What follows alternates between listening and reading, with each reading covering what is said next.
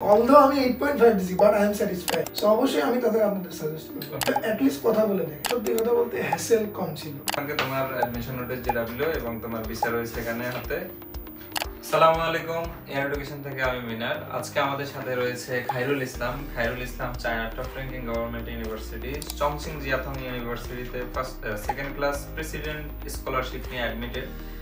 তার সাবজেক্ট হচ্ছে computer science and technology.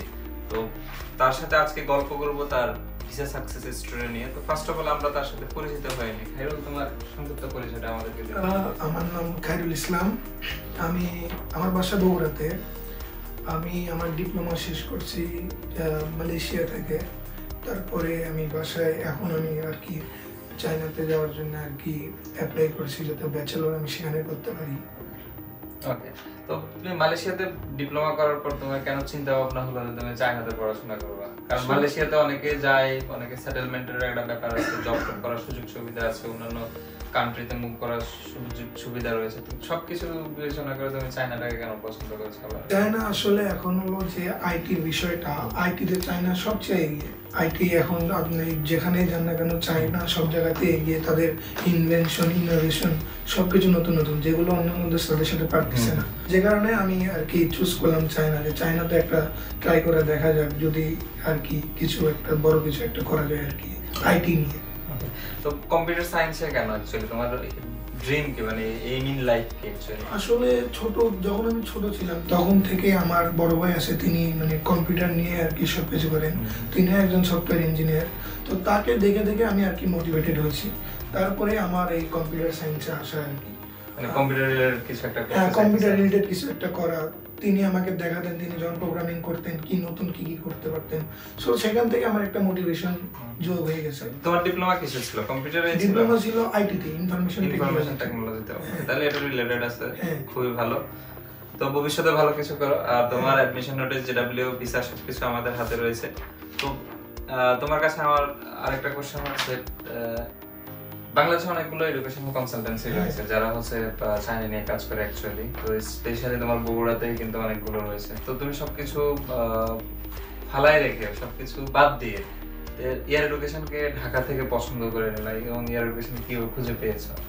আসলে যখন আমি আর কি একটু ডিগিং করতেছিলাম এই বিষয়ে যে চায়না যেতে হলে কি কি করতে হবে, তো তখন আমার কাছে আমি আসলে অনেক এজেন্সিতে আর কি গেছি যেখানে আমি করছি, তাদের সাথে কথা বলছি, কিন্তু তারপরেও আমার মানে আর কি আপনাদের যেগুলো আর কি পোস্ট ছিল ফেসবুকে, তারপর সাকসেস রেট এইসব দেখে আর কি আমি এয়ার এডুকেশন চুজ করছি। আচ্ছা, তো এয়ার এডুকেশনকে যে সাকসেস রেট দেখে দেখে যে পছন্দ করা, এখন এয়ার এডুকেশন কি ওরকম কমিটমেন্ট বা ওরকম কিছু কিছু রাখতে পেরেছে? হ্যাঁ, অবশ্যই আমার যে এক্সপেকটেশন ছিল তা অবশ্যই রাখতে পেরেছি আর কি। ওকে, তো সবকিছু মিলিয়ে এয়ার এডুকেশনের যে জার্নি ছিল তোমার সাথে, প্রায় 3-4 মাসের একটা জার্নি ছিল, তো জার্নিটা কেমন স্মুথ ছিল? কেমন হ্যাসেল দিতে তোমাকে? না, সত্যি কথা বলতে হ্যাসেল কম ছিল। কারণ আমি যখন আমার কোনো ইনফরমেশন লাগতো আমি নক দিতাম, একজন না একজন আমাকে রিপ্লাই দিত। ইভেন তারা কল দিয়ে আমাকে আর কি যদি কোনো প্রবলেম থাকতো তাহলে আর কি সব আর কি সলভ করে দিত। ওকে, তো ওভারঅল সার্ভিস মিলিয়ে আউট অফ 10 কত দিবে এয়ার এডুকেশনকে? আউট অফ 10 যদি বলেন তাহলে আমি 8.5 দেব। বাকিটা কেন নয়?